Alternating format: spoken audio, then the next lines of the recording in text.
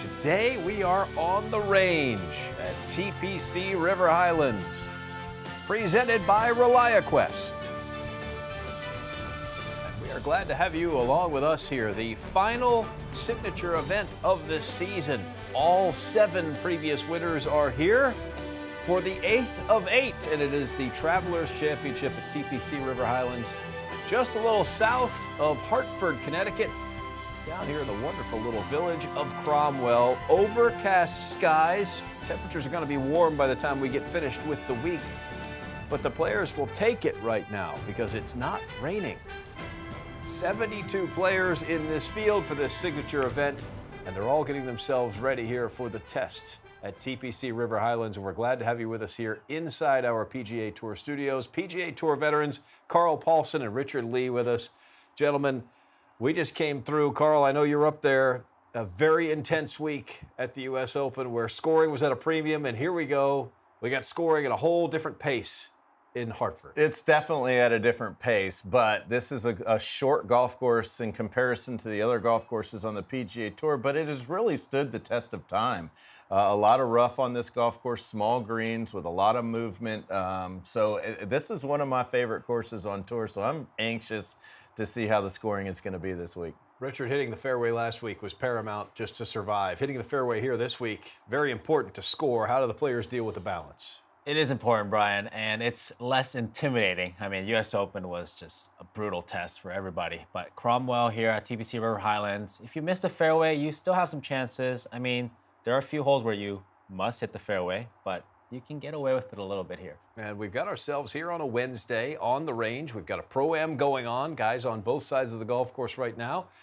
Folks out on the driving range, so we're going to take you through a little bit of what goes on behind the scenes on a Wednesday out on the PGA Tour. Colin Swatton is out on the golf course, out on the range with us there, so he'll be doing some interviews as we go on. We'll take a look at some swings and break down some of these swings from the best players in the world. All 10 of the top 10 in the world are here.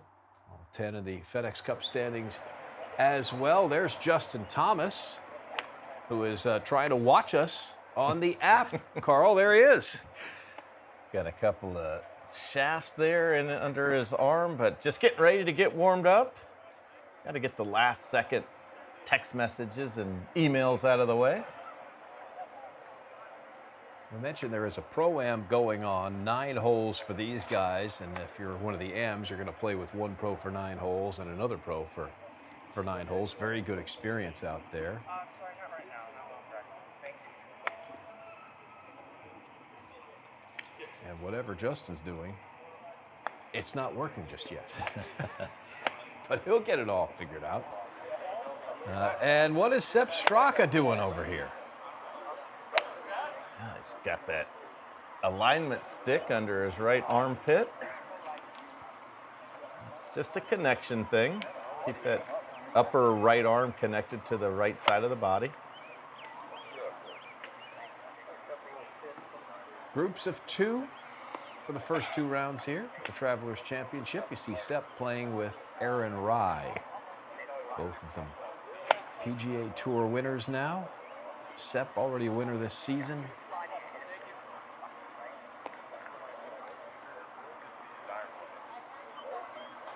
Great golf swing. Just zero wasted motion in this golf swing. He and John Tillery have done a great job in the last couple of years.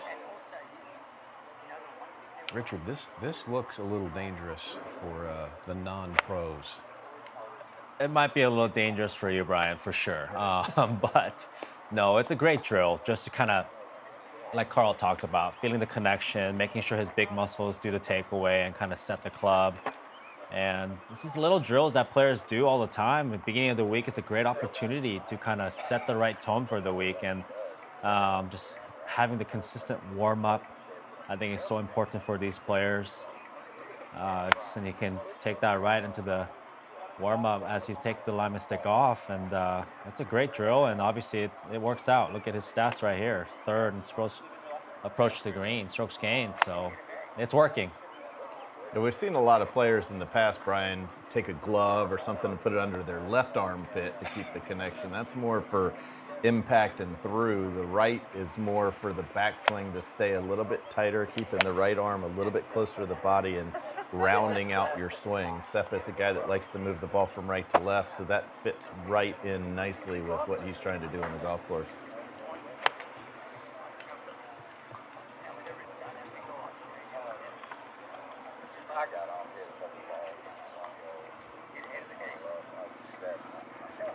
Had the 54-hole lead at the American Express earlier this season. He was on a little different rotation than everybody else and maintained that lead. Didn't make a bogey on Sunday until the par 5 16th, and by then the tournament was under his control. I mentioned the previous 7 signature event winners are all here in this field this season, including this man, Justin Thomas, who won the RBC Heritage at Harbor Town.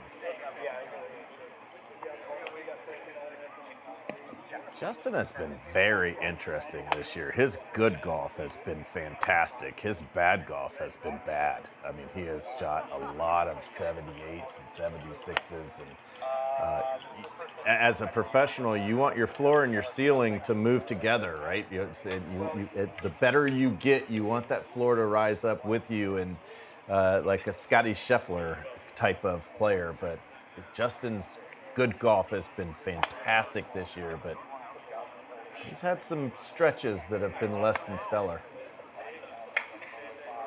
Well, you had the old adage, Richard, that you made 90% of your money and points in 10% of your starts, and that is definitely the case with Justin Thomas. It definitely is, and Carl does bring a good point. But, you know, I look at it, though, if you get a win out on tour, which he has at RBC Heritage, and in a dramatic fashion, I think that's in a positive direction.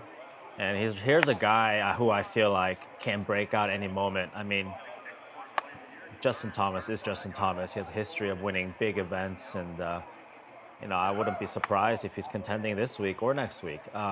He's just one. He has so much talent, and I love the way he works at his game as well. I think this is actually a really good golf course for Justin Thomas. JT likes to move the ball with what the golf course is asking for. If it's asking for a fade, he'll fade it. If it's asking for a draw, he'll draw it. A lot of players are one-dimensional out on tour right now, which is totally fine. We've seen a lot of guys play very well just basically hitting one shot shape, but JT likes to move the ball both ways, and this golf course has got a little old soul to it. Move on over here. Check back in with Sepp Straka. He's made it up to the driver. I love how rotary his swing is. It's very together. Sepp is a big guy, but he's not the longest hitter on tour, but he stays within himself. And just watch how he kind of rotates through this shot. His arms are very connected to his body. He wins.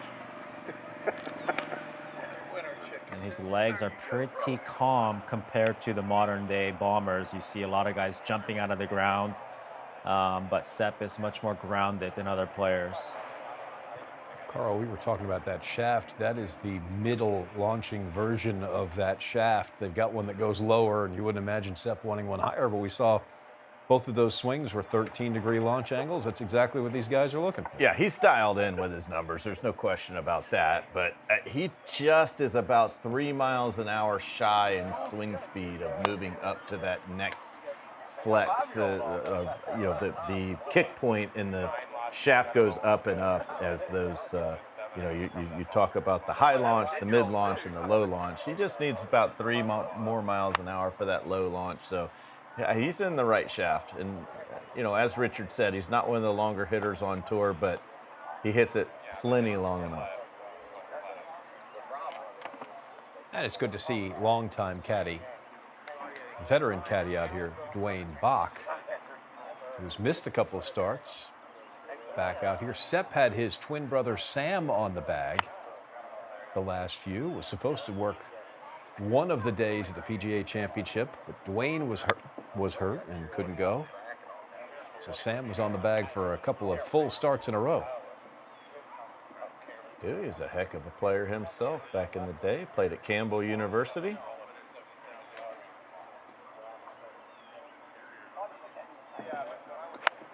Sepp Straka, one of the stars in this field. We are already getting toward the tail end of this season, 28th of 36 FedEx Cup events. Luke Clanton was a star in the early part of the season. He's now a PGA Tour member. We'll take a look at him when we come back.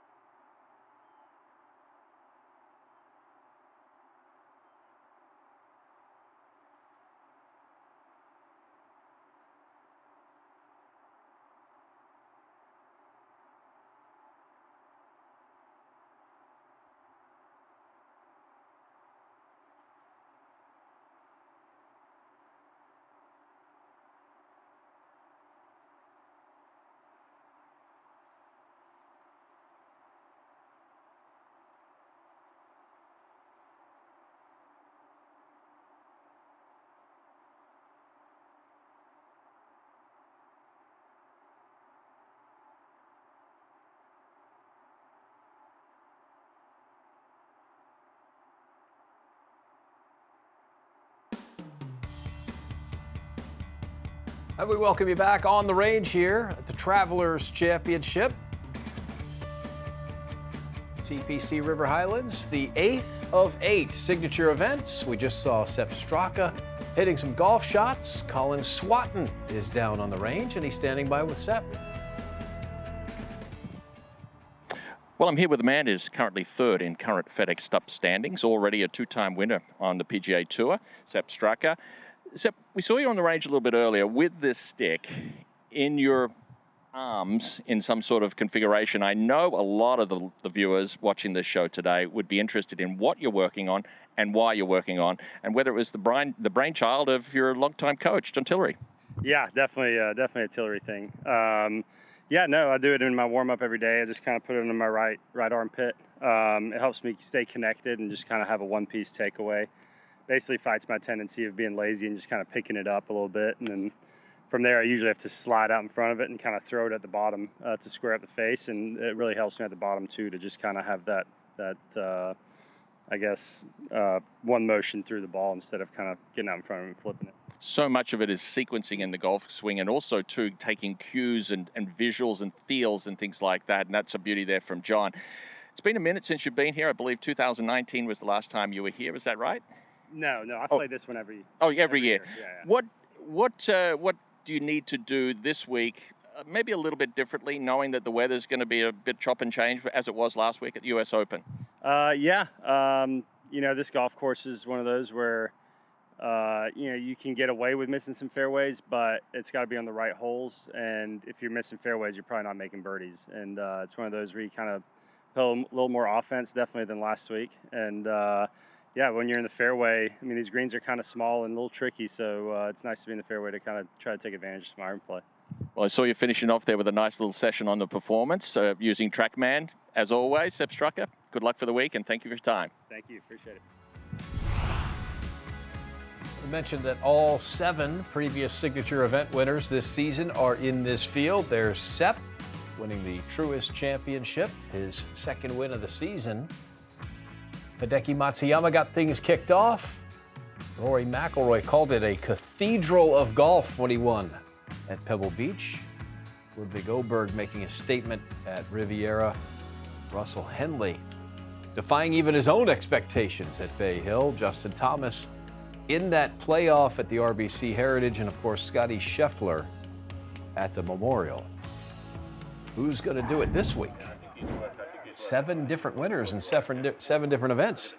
Luke Clanton started the season as a college player. Became the second player to earn PGA Tour membership through PGA Tour U this season. Made his professional debut at the RBC Canadian Open. I think it's safe to say here, Carl, that his world is spinning pretty fast right now. It's going a million miles an hour. And I think this is his safe space, so to speak, right? You get on the golf course and you do what you do best, and you don't worry about all of the other stuff that's going on around you. That's why you hire the teams that you hire, and you get out on the golf course and do your thing. I think this guy's going to be a superstar when it's all said and done. He's got it, and he has got a fantastic attitude. Talked to Trey Jones, his college coach at FSU, and Trey said that he is one of the most positive people that he's ever met. Never complains about traffic or food or any of the things that he can't control. He just is a guy that's always looking at everything from a positive standpoint, and that, with the talent that he has, is a good recipe to be a superstar in this game.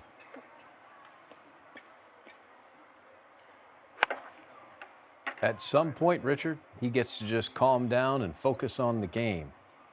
Absolutely. I mean, he made his professional debut in Canada a couple weeks ago, and I know he didn't play the weekend, but we know how much game he has. But this is a great opportunity with a great field. There is no cut this week, so he's going to play all 4 rounds with the best players in the world.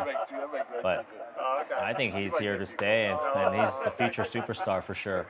But let's not forget, too, these tournaments that he's playing from here on out for the rest of the year are sort of just like a bonus. His actual year that he gets on tour is 2026. So if he can do something from here through the playoffs and sneak his way into the playoffs, he can better his position as he moves forward. That is a great clarification. He was one of the sponsor exemptions here this week into this field, and a pretty good one. Remember, it wasn't too many years ago that they gave Patrick Cantlay a sponsor exemption here, and he shot 60 as an amateur. That was back in 2011.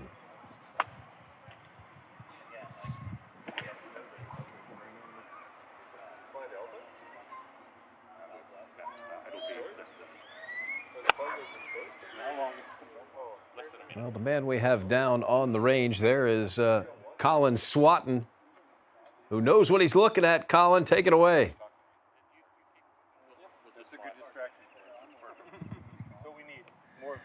Well, I am here with young superstar Luke Clanton and his entire team here. We've got Jason Wörtle, his caddy, and also too longtime swing instructor and good friend of mine, Jeff Leishman. He's the brains behind the operation. Jeff, just talk to us as we watch, Luke go through his practice session here. What kind of things are you working on, if any? Obviously, first start was the RBC Canadian Open as a professional. There's an interesting story, too, with regards to his spot in the US Open and then giving that spot up to turn pro at the Canadian Open. Can you just talk to us a little bit about that also? Well, it involved making a choice to turn professional and attempt to qualify for the US Open the same week as the Canadian Open. And despite that not going well, there still was a lot of experience gained playing with Rory McIlroy during the Canadian Open and continuing essentially what he started last year in professional golf as an amateur, but then also doing the college thing right up to attempting to win the national championship. We were talking about a little bit off camera just a moment ago. You were sort of, talking about the similarities of obviously what I did with regards to Jason Day, taking him sort of as a young guy out onto the tour at 2018. Luke's 21, and then sort of just being that calming influence, that quiet voice, that helping hand and supporting person. There's so much that goes into what I class as coaching, not just instruction, that sometimes seems unvalued. Well, sometimes it's referred to the difference between the EQ part and the IQ part. And I would say that the main thing now is we're just trying to keep some continuity and some sameness in what's been already happening for the better part of a year, and keeping momentum going, essentially. And so today, what we're doing is much like what we've done often, when he's just hitting some stock wedges and getting ready to compete. I got to just for a second talk about Jason Wurtle here. Jason, this is an interesting story. School teacher, Correct. Gave up teaching, come on the bag, work for Luke. Sounds a little Michael Greller, Jordan Spieth, whom you're playing with this week, I believe. What is it? What's it like to be playing with the likes of a Rory McIlroy one week, a Ludwig Aberg, and then now sort of Jordan Spieth? Just talk to us about that real quick. Well, I think it's pretty obvious. It's pretty cool, to be honest with you. I watched Jordan Spieth growing up, and I watched Rory growing up, so I'm excited to kind of play with them both. So it's going to be cool. We won't take too much of your time. I just wanted to come over, say hi. You've got a great team of people around you, great team of caddy, coach, and you're destined for stardom. So thanks again. Appreciate your time as always, and play well. Colin, well done. Remember, part of Colin Swatton's story, he is familiar with what he's looking at here.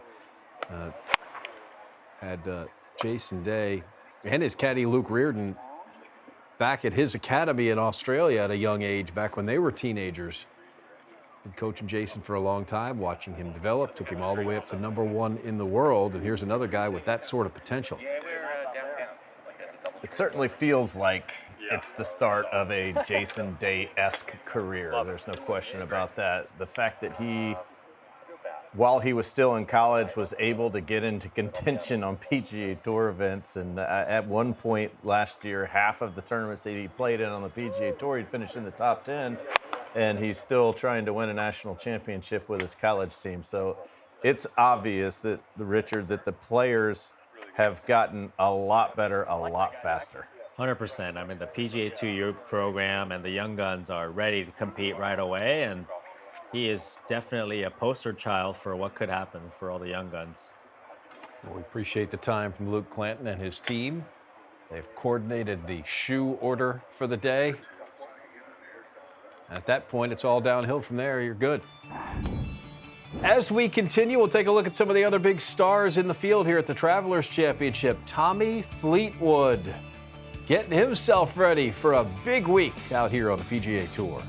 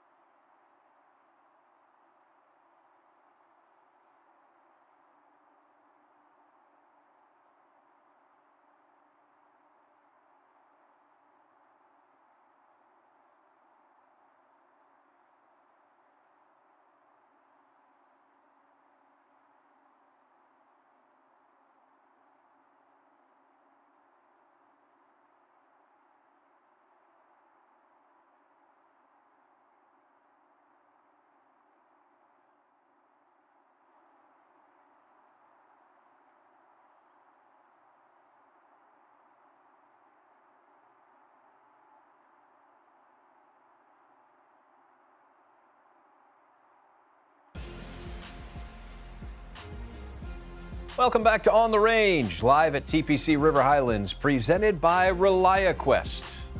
Along with Richard Lee, Carl Paulson, And Colin Swatton. I'm Brian Katrick. We're glad to have you with us here. Wednesday of the final signature event of the season, the Travelers Championship. We're about 100 miles north of the Empire State Building. And these guys can do some sightseeing. We're right on the shores of the Connecticut River. And there's Tommy Fleetwood, who has been all over the world. He has been there and done that, and continuing to knock on the door here for a win on this tour. He's going to play with Tom Hoge for the first 2 rounds.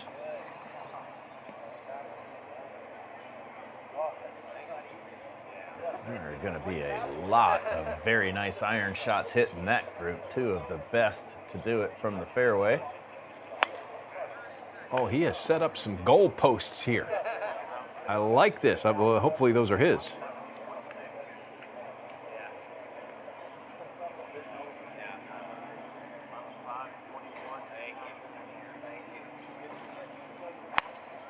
Those are some pretty small margins right there, Richard. It is. I mean, he's working on his visuals here, but that is I mean, Tommy is known to do some scary drills. I know he has the swing plane that he uses sometimes. He puts like a yoga block on the right side of the ball sometimes, and now he's hitting it through this little alignment stick, strictly probably working on his visuals, because as a player, when you're over the ball versus when you're behind the ball, you can see some different things. So good way to kind of train your eyes to kind of see down the line, and Tommy loves to kind of hit these little tight little draws. So hey, whatever works and whatever helps your game.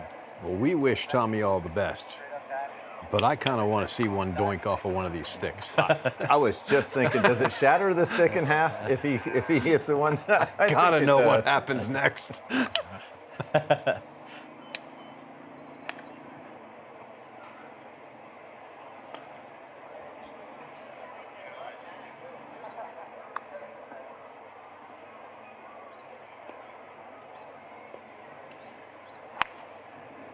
Tommy's a guy that's always choked down on the club a little bit. That's probably a hand size issue. I was the same way. When I was playing professionally, we didn't have all the options and grips 100 years ago when I played, so my hands just felt more comfortable around the grip a little bit further down, but Tommy's always choked down on that grip a little bit. He's lighting it up. Is that any good? Field goal.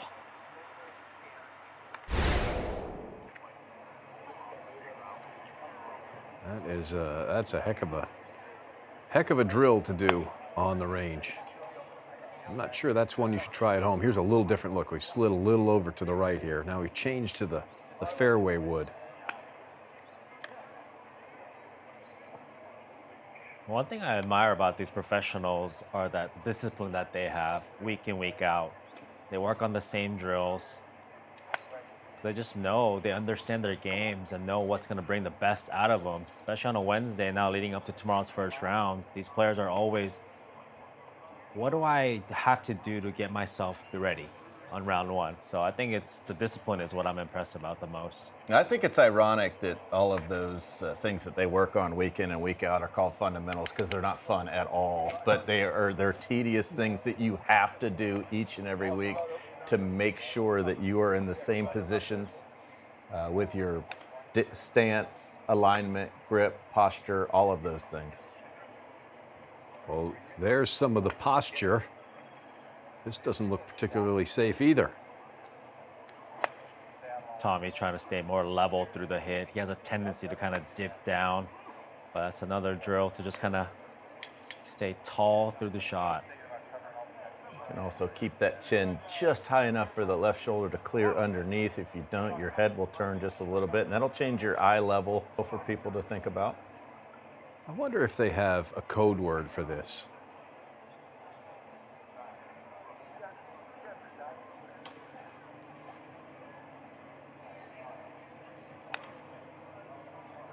Tommy's got to win soon out here on the PGA Tour. He's too good of a player.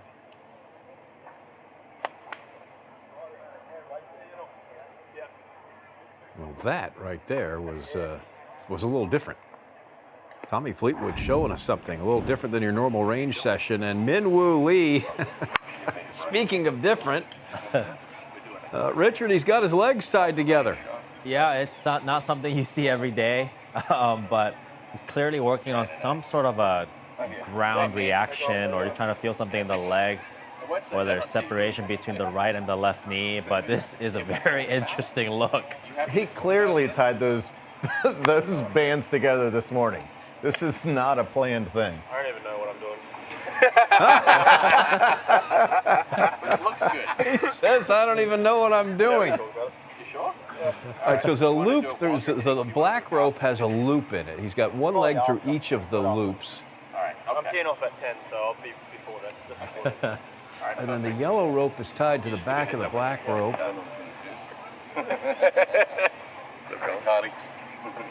Yeah, if you can get in some really good. Somebody's gonna have to come over here and untie Min-Woo Lee so he can make his pro-am time.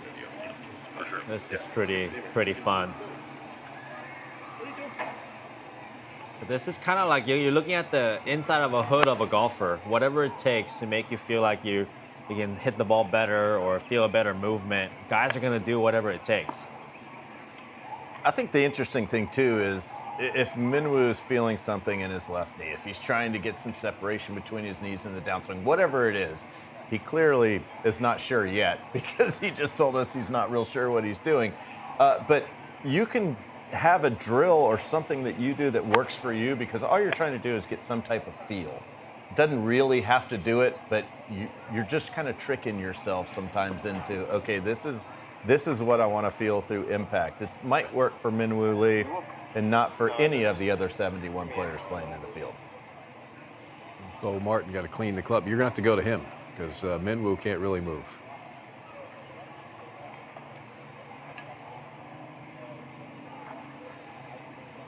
See a winner this season. Scotty Scheffler was in that field. That was a feel-good win for Min-Woo Lee.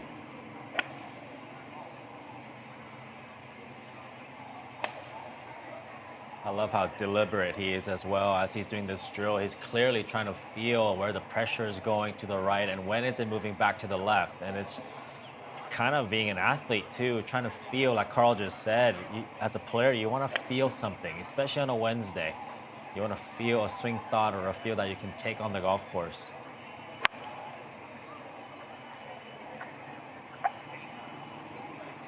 And then when that starting gun goes off, you forget about all of that and you go out there and you try to be an athlete and you try to react to what's in front of you. You know, you do these drills, you do them over and over and over and over, and then it takes time for it to make its way to the golf course. And when those feelings that you do each and every day on the practice tee finally make their way to the golf course, that's when these guys win tournaments. Yeah, I always look at it like you're putting deposit in the bank, Carl. It's like daily deposits. It'll add up and all pay off at the end. He's hitting his targets out there.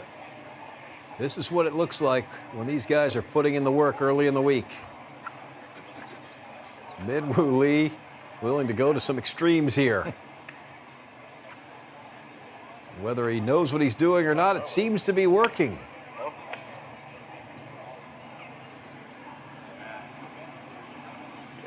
Well, if he wins this week, I guarantee there'll be more guys using that thing. So this is going to become all the rage. yeah. When we come back, we will check in with Tony Finau. We know how low he can go at a place where you got to go low to win this Travelers Championship.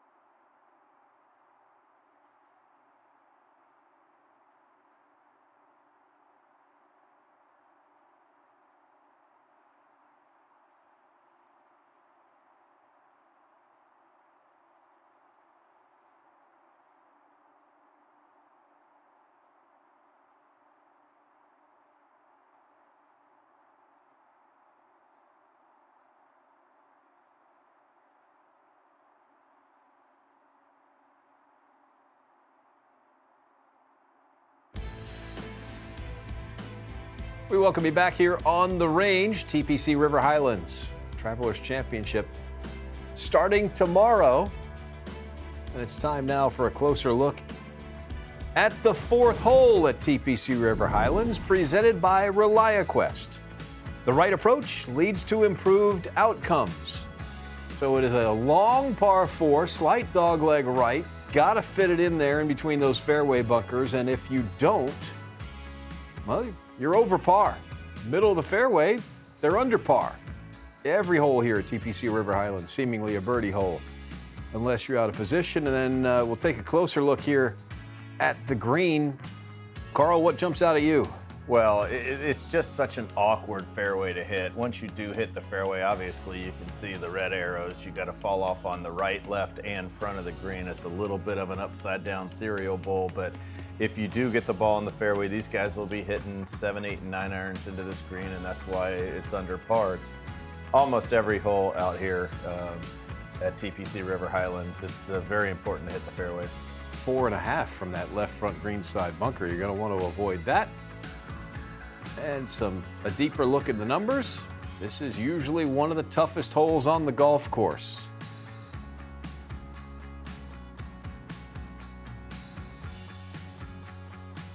Fairway and a green at the 4th won't do you any harm.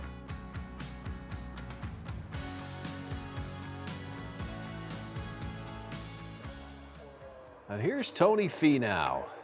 Over here on the far left side of the range. This is one of the older clubs in the field, by the way. This is that old 3-iron that he's had in the bag for quite some time. We're really going to start with this. Gotta be his favorite club in the bag, right? Okay. He probably hasn't started. He's probably started already, but love to see this old club.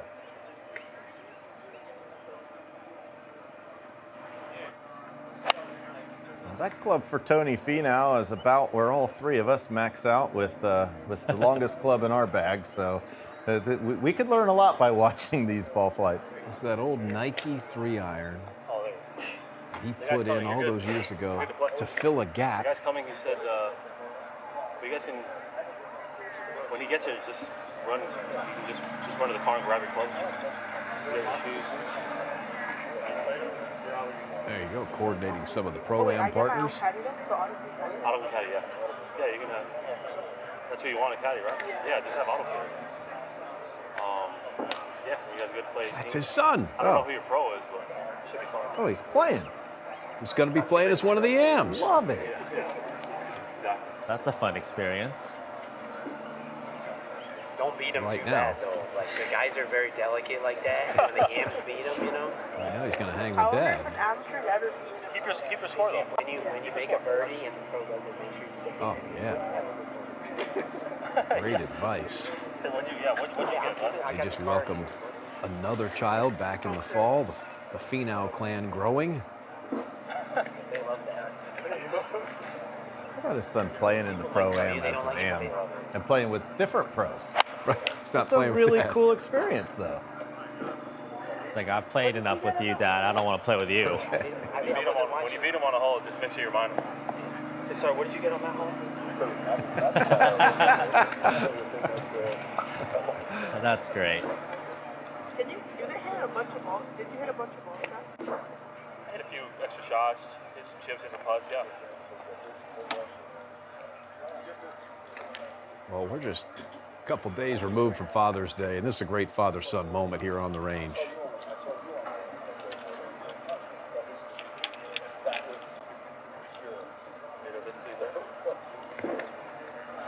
It's got to be a proud moment for Tony, and having his son out here and playing in the field in the Pro-Am with another pro.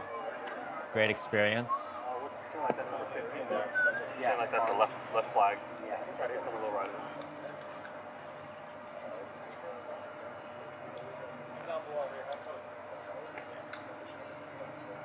This guy generates a ton of power with just a short swing.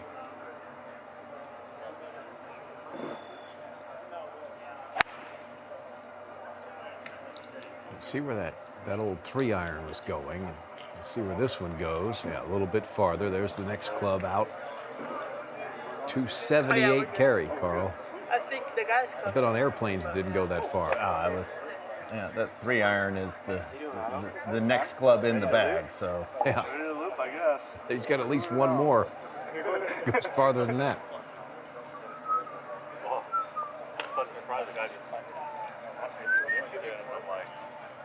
I gotta ask him, but I think he would. Is the main guy at Capitol Grill? Yeah. Carter? Carter. Yeah. Do you remember him? Yeah. He's coming down and he'll just tell you guys kind of what to do stuff. But I think you guys basically just grab your bag and you guys come down and start practicing. Is that the amateur thing? What do you think? Yeah, I think he just got hit on the amateur side, but What do you think about baseball season this year so far, Herb? I'm sorry? What do you think about baseball so far this year? Oldest son asking for all kinds of advice here. Tony's telling him how it's going to work. I think they're both excited about this afternoon in the Pro-Am. wouldn't be surprised if Tony went out and watched a little bit. Love how it just rips through that ball. Very free. 288 carry. I don't know, do you remember like the preseason stuff that they dealt with him? Our tracer technology is presented by TrackMan. A whole lot of fun to watch there with all of these guys. Colin Swatton has sauntered on over and caught up with Minwoo Lee. Min, 5 top 10s and a win already on the season for you. A good season. Saw you working a little bit earlier on things with your golf game. Coach Richie Smith back in Australia, no doubt he would have been out for the big one last week at the US Open. What's he got you working on? Yeah, it's been a really good year. Bit disappointing in the signature event. So obviously they're really tough courses, and that's where we want to be and play better in those courses. So just trying to get a bit more consistent and better. And just you saw there. Me strapping up my legs, just a bit more structure throughout the legs. I think Richie, saw last week. It was just pretty much just explaining it, like a black band that goes around my knee, around my ankles, and a yellow one that is on top of my left. So pretty much I guess I sway to the right, so I don't have enough structure in my left leg.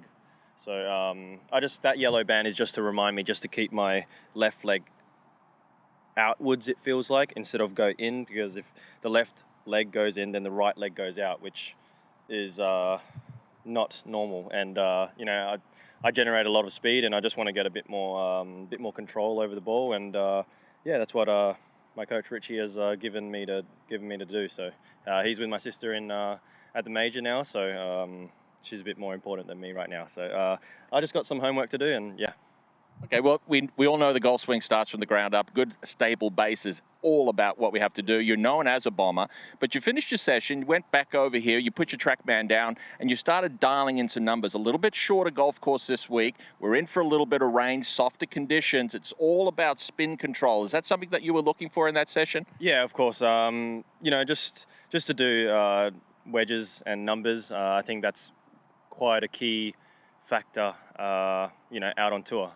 Yes, bombing it helps, but especially when you get on the course like last week and when the rough is thick, you need to keep it somewhat straight. So had a tough Thursday. It was like nearly last in strokes gained tee, and then the next day I was top 5. So it's nice to find a positive out of that. And last week was brutal. This week's I think a little bit better. It's nice to see the ball in the rough, and you get to hit it onto the green. So again, you need a lot of control, but the wedges are important out here. Awesome. Well, as always, thanks for your time, and we wish you the best this week. Cheers. Thanks, Colin. Pretty good explanation there from Minwoo Lee. Signature event gets all the big names. There is number 1 in FedEx Cup points, the number 1 in the world, and there's number 2, Rory McIlroy here also.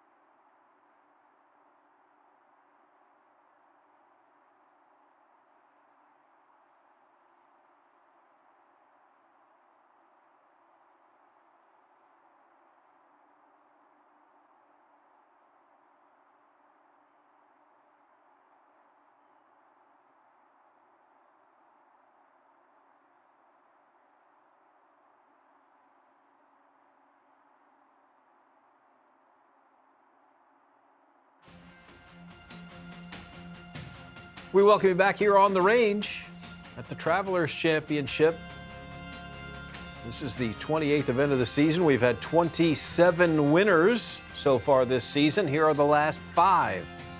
Scotty Scheffler with a major championship, and Griffin. Scheffler again. Ryan Fox at the RBC Canadian Open. 2 wins this season for Ryan Fox. And then J.J. Spaun lost in a playoff at the Players Championship to Rory McIlroy. And the big clincher, the 65-footer to win the U.S. Open just a couple days ago. Here is a look at the move from J.J. Spaun. Yeah, as we take a look, most of the players on tour, there'll be 2 things that you'll see at address, and that is a straight left shoulder to the club face and a steady head. As we start this golf swing, I'm going to keep this, going to keep this circle on his head. A steady head throughout this golf swing. This is a very traditional golf swing. He gets into his right side there. You can see the left knee moving a little bit towards his right leg, and that head has not moved at all. Almost exactly parallel at the top, and now from here, you'll see these hips really work around to the left. And then when we get down to impact, almost every player on the PGA Tour, again, will have that straight line down to the ball from the left shoulder. That is absolutely ideal. Head has stayed down longer than a lot of players do, but look at the extension of the right arm through impact and into that follow swing, which pulls him over to his left side. Very classic golf swing. So that was last week's winner. The week before that, a different Nations Open, the winner of the RBC Canadian Open. This is Ryan Fox. One of the more unique swings. I'm going to highlight his grip here and his head. Let's take him back to the top. Very strong grip. Just keep an eye on that, because that's the cause to a lot of the movement that he does. He's going to take him to the back, and then we'll wide extension. And we'll keep him on pause. So he does get off the ball a little bit, but look at his side bend on how his upper body has moved this direction. And now I'm going to clear some of these out so you can really see. Now we'll kind of take him down on the downswing and just look at this side crunch on the right side that he has and all that lag. But this look is very unusual. We'll pause him right here. Look at this movement this way. That's actually due to his strong grip. This is his way of kind of launching the ball up in the air. Yes, this will probably hurt his back in the long run, but this is a swing that he's made from the ground up in his homemade swing, but it clearly works. So there's many ways to do it, but very unique golf swing. That guy's won twice this season. I like that. Anytime you see a guy with a grip that strong that moves the ball from left to right, run. He is going to take all of your money. That's a good point, Carl. All right, we got snack time out there. Tom Kim chatting it up with Ludwig Oberg. This is Dunkin' Donuts territory, by the way, up here in Hartford. Not sure, just making an educated guess on what that may be. It's probably healthier than that. And Ludwig, I guess, texting Justin Thomas? Not really sure. I'm guessing whatever Tom Kim is eating, Ludwig does not. Well, a winner earlier this season. Signature event winner.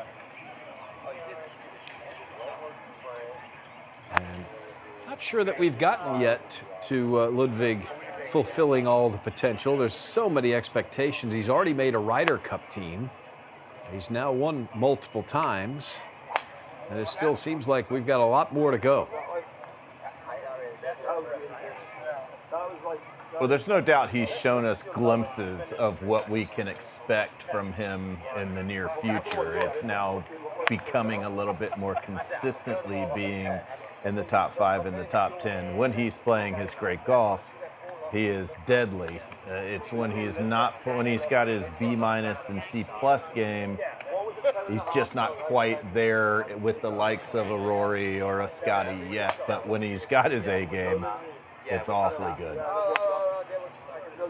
10th ranked player in the world, Richard, and there's just not going to be anything wrong with any of these swings. He's a player that I always said he's kind of built in the lab. He's got the frame, he's got the speed, he's got the demeanor, good putter. Yeah, like Carl said, I mean, I think he definitely has had an up and down season, but he is an impressive player to watch and definitely one of the best and will be one of the best for a long time.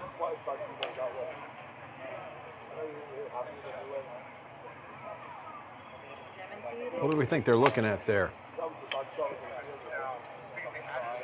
Got the TrackMan interfaced with the phone. He might have taken a video just to check out a couple of positions, or like you said, it might be. Oh no, they're definitely looking at a video.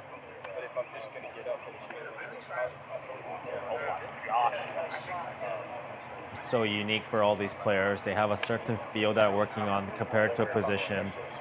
And it may feel like you're doing something that's miles apart. It may move a millimeter in the video, but that's all the players are looking for. A certain feel for a position.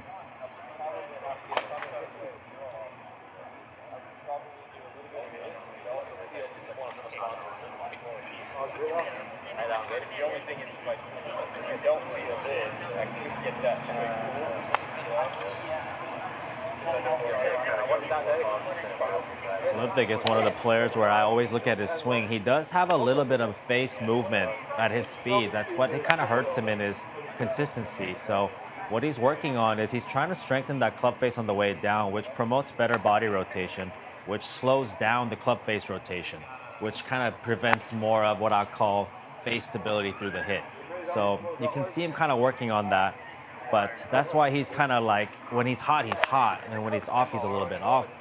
Compared to like a Scotty Scheffler, whose face movement is very calm through the hitting zone, which brings so much more consistency. Take a Colin Morikawa, who does the same thing, very quiet club face. So it's something that a lot of these players strive for, and especially when you have that much speed like Ludwig, that could kind of throw off his control. Shot 74 in the first round of the Genesis Invitational. It was at Torrey Pines, you remember. That's the highest start by anyone this season that has won a golf tournament. Battled back on a rough weather week. A tough golf course. Rory McIlroy, what a season he's had. Players champion, Masters champion. We'll take a look at Rory when we come back on the range.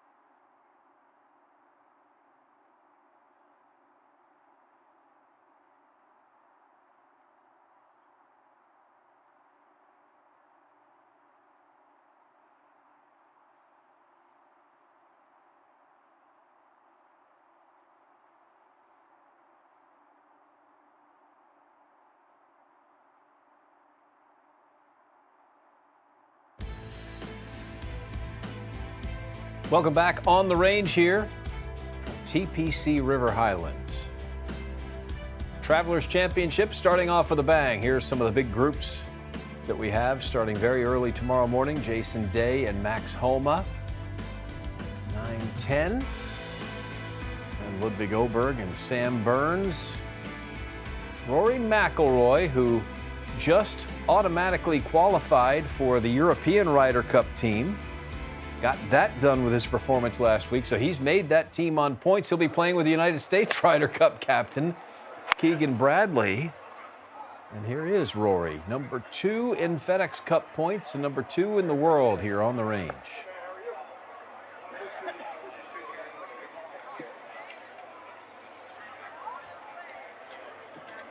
Pretty nice track record here.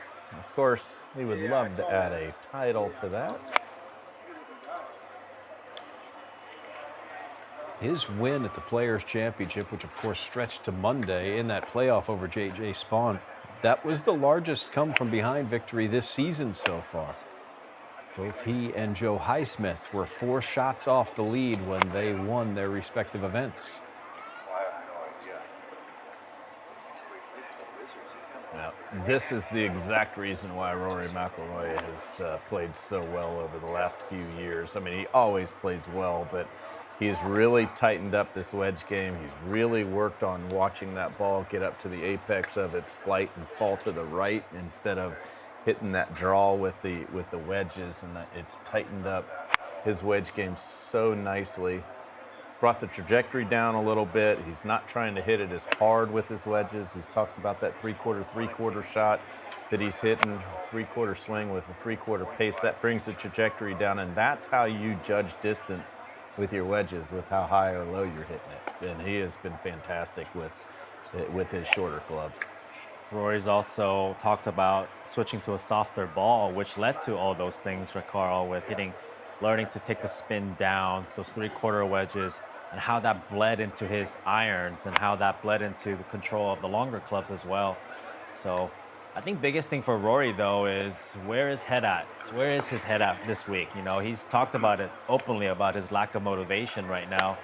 And after achieving probably one of the greatest feats in golf, the career Grand Slam, I'm genuinely curious on what type of Rory is going to show up this week and every week moving forward. Like, what's going to motivate him to get that fire back? It's a great question. He has circled the Open Championship at Royal Portrush back in his home country in Northern Ireland. His social media post earlier in the week, I believe it was yesterday, with some wonderful scenics from over there. And you remember, Carl, the last time we were there, just 6 years ago, he made a big number on the first hole of the week and wound up missing the cut.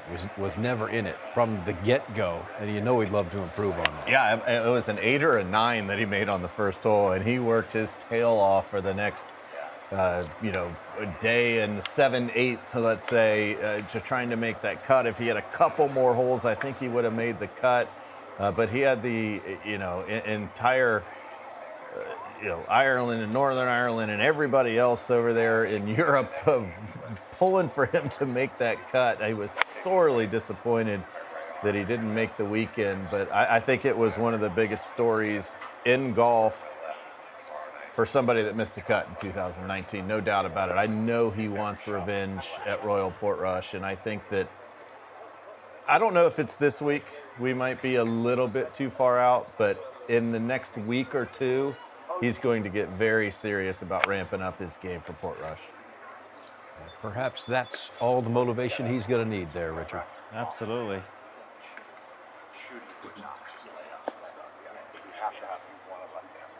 You mentioned number 2 behind Scheffler in points. He's number 2 behind Scheffler in the world.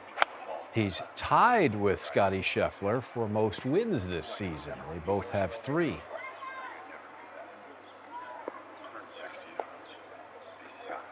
Three big ones for McIlroy. One of the signature events there at Pebble Beach, the Players' Championship, and then, of course, the Masters, and yet he is more than a win behind Scotty Scheffler. This is your top 10 in FedEx Cup points.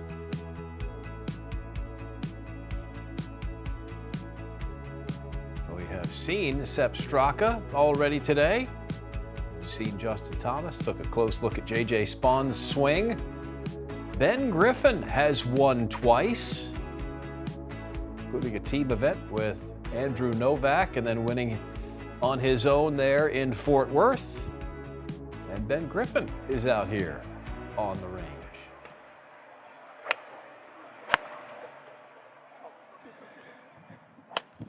Well, Ben, I've been standing here for a little bit watching you, and that one was pretty straight. It was. One of your straightest so far this morning in your range session. That was nice. Ben, thanks for the time as always during your warm-up practice session here. Already a two-time winner on the PGA Championship. You teamed up with Andrew Novak at the Zurich Classic, followed it up at the Charles Schwab. I got the chance to follow you when you finished second at the Memorial, and then coming off a top 10 finish at the US Open. What is in the water for Ben Griffin? Yeah, I don't know. I'm still sleeping on the same side of the bed every week. Waking up feeling good. I'm just trying to keep doing the same things. Yeah, it's been a nice run. Feeling good about my game and just trying to stay sharp and kind of stick to the same processes. When I was watching you at Memorial, the thing that I was impressed with the most was your sneaky long.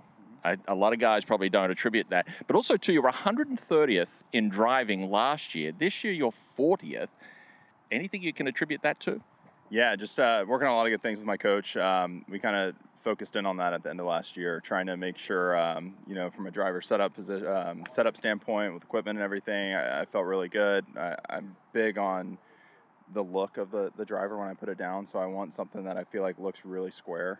And just made the right tweaks on the equipment side, and then from a physical side, just doing the right things with my coach, and then from a distance side, just working hard with my trainer, trying to get stronger every day, and take advantage of the link because it's so important out here on tour. You see guys like Rory, and even look at last week or going back to the PGA Championship, maybe like DeChambeau, just taking out bunkers, and so trying to get longer and make golf a little bit easier.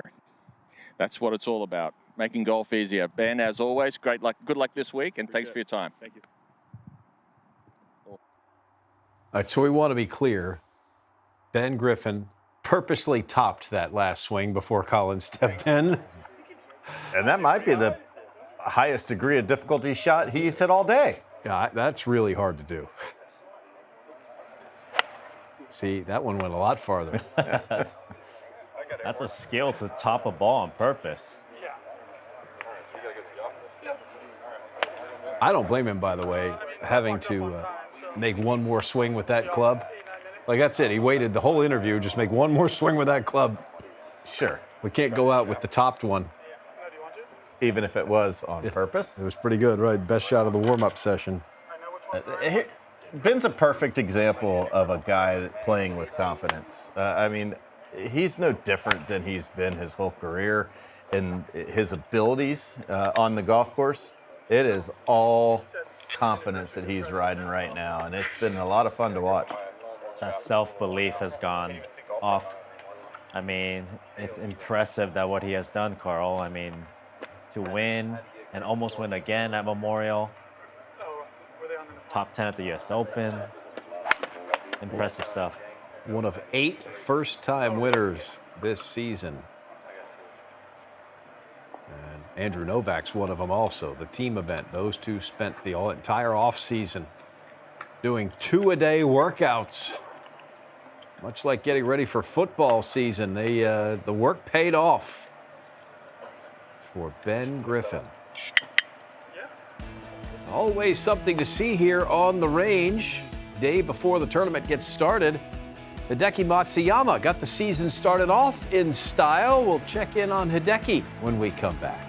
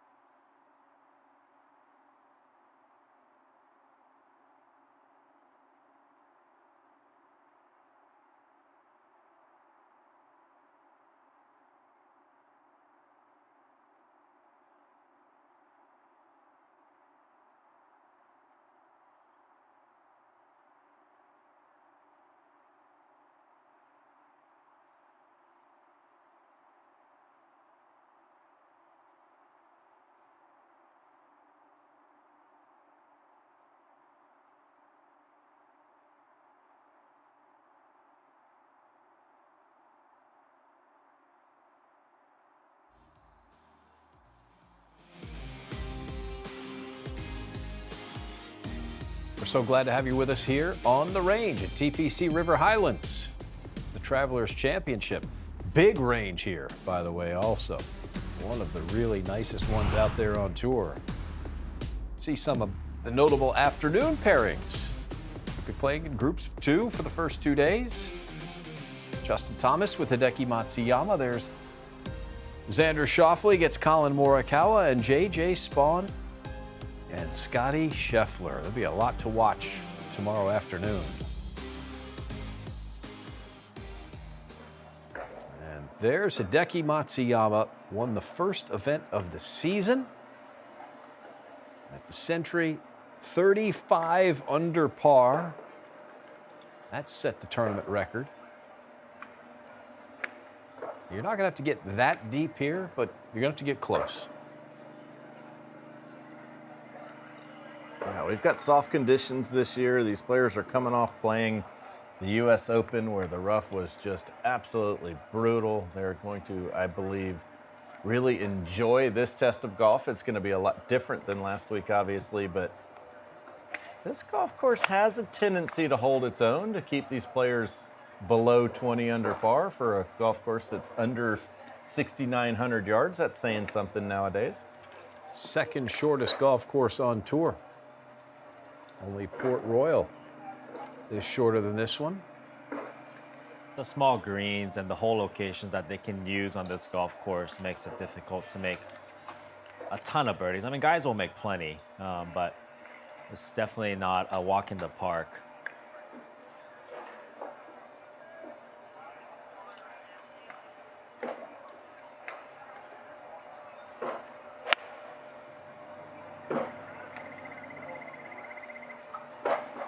He goes at it hard on almost every swing, Richard. It's interesting to watch a guy that puts that much effort and that much power into iron shots. It's interesting, and he's one of those players. He's very deliberate, slow backswing, almost has like a little pause, and he just rips it through. And he's one of those players where I'm never sure if he hit a good shot or a bad shot because you can never tell by his finish. There's Adam Scott in the background, mesmerizing on Hideki's golf swing. Adam Scott doesn't struggle with his move either, but it's always nice to get just soak in 1 or 2 of Hideki's swings. That'll help your tempo all day long.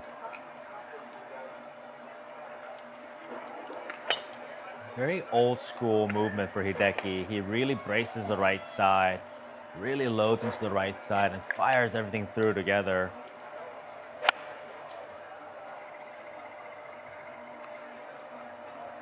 They've thought of everything here. They even have a spare golf bag for him back there.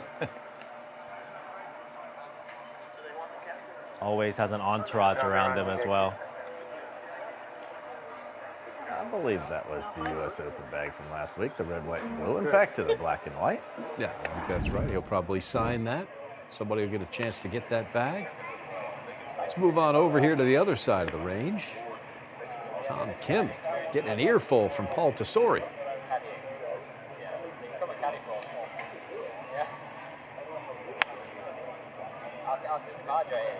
It's a great tempo there by Tom. Working on his takeaway, connection. You saw, he had the golf ball behind the club, so he pushed that one away. What are we working on there? Just trying to push that golf ball back straight. A lot of times players will get caught kind of sucking the club head inside their hands, and that ball will come to the right if you're taking it back like that. He just wants to take the club back in one piece, kind of keeping the triangle between his 2 shoulders and his hands on the club for the first. It's only about an 8-inch drill. You get the club going straight back for that first 8 inches, and it really sets you up to find plane throughout the rest of the swing.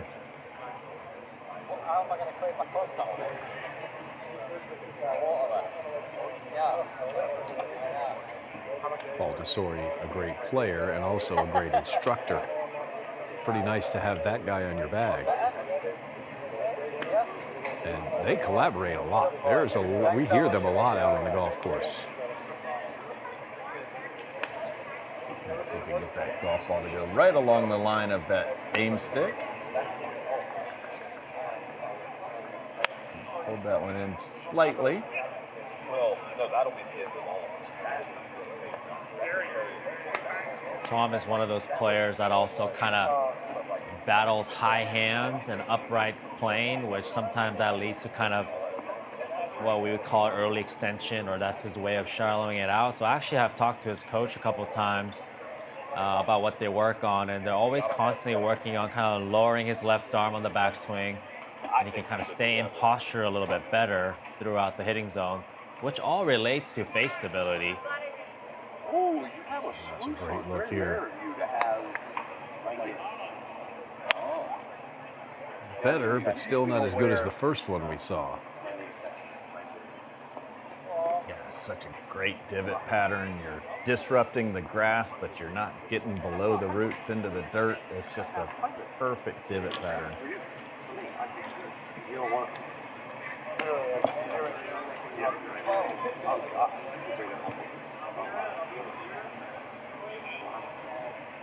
It hasn't been for a while, and we now have like Third consecutive appearance at the Travelers Championship for Tom Kim.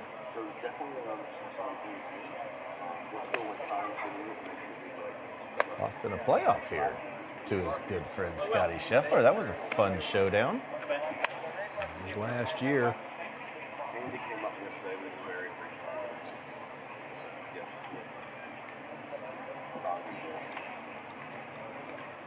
So Tom Kim getting himself ready, and there's a New Englander right there. Everybody in this area, big Keegan Bradley fans, will check out the captain when we come back on the range.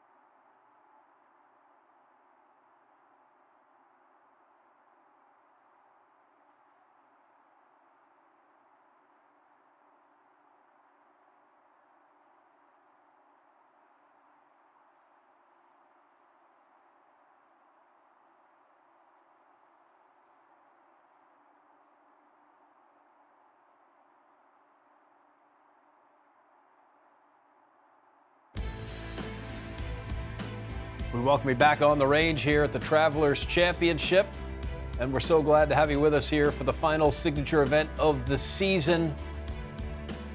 The 8th of 8, Keegan Bradley with all the hometown good vibes here just a couple of years ago, 2023. Keegan on the tee at the 11th.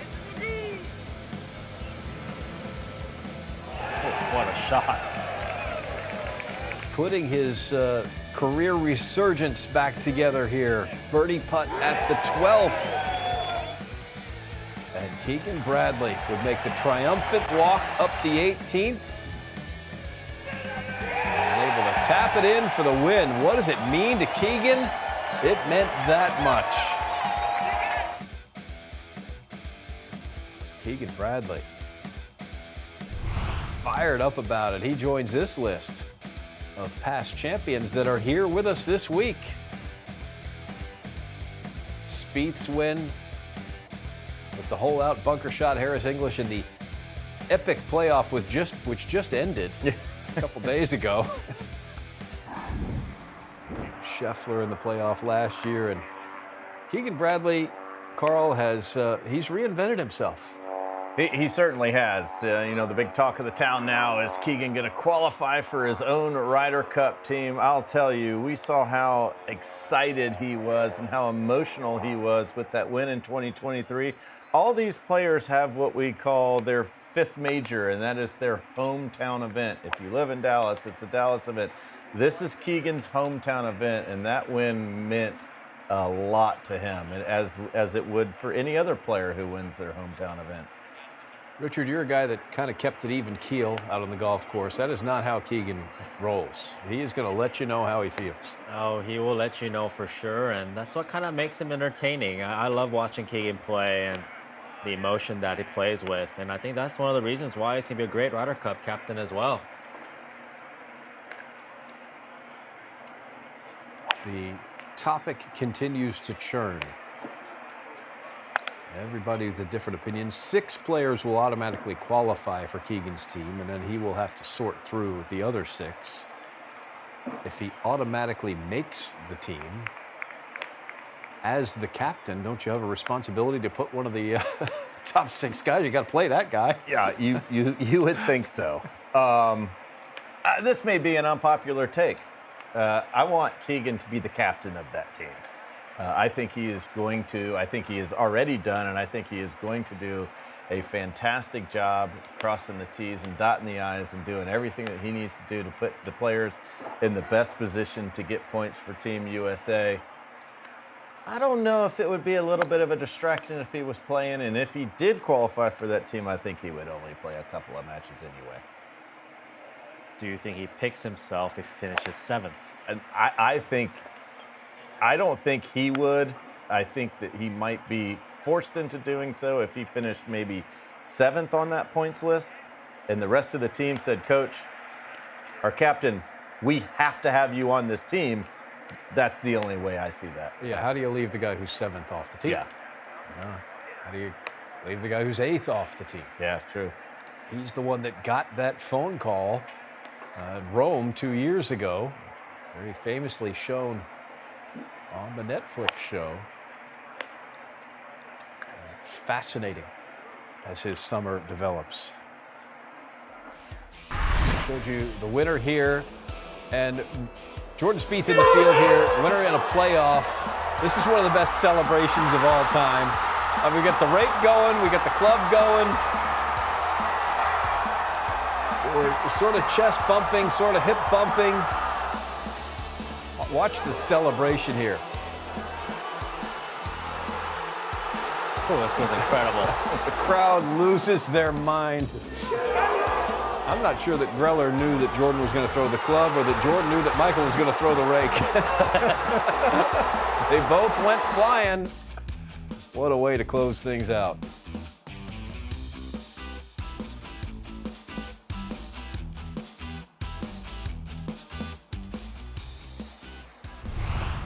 That was as entertaining as they come, and Jordan Spieth has always been entertaining, Richard.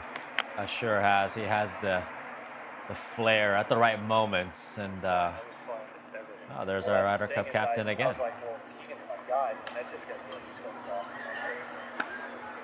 It's an interesting conversation right there for a guy that's wanting to play his way onto that team, but just quite isn't there yet. When are we going to see Jordan Spieth win again? That's another question that I'm sure he's sick of hearing. You do. No, I've learned I would only use my salary, not my percentage. It was percentage before.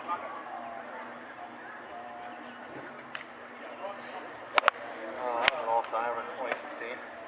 Brutal.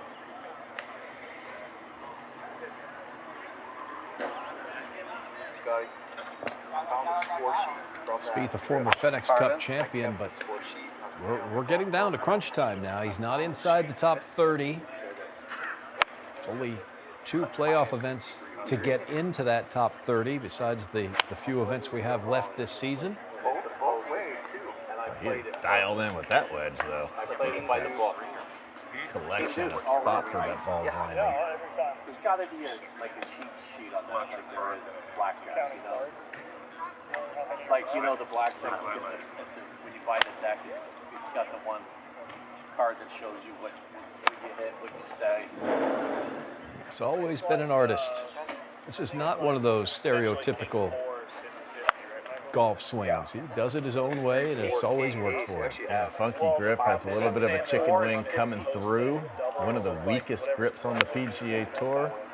I think 4 is 50-50. Well, I'm saying like statistically. But it's all about repetition. How many you win versus when you post, you lose double.